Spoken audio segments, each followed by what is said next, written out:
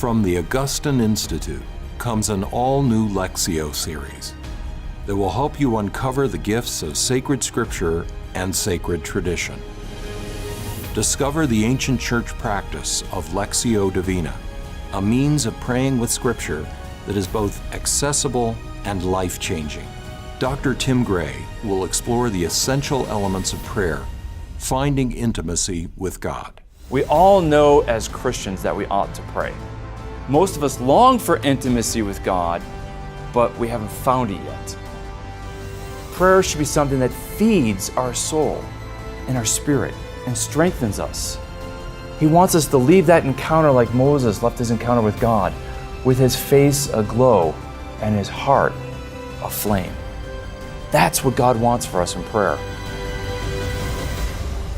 Oftentimes, I think we have some false ideas about prayer. It's actually quite simple.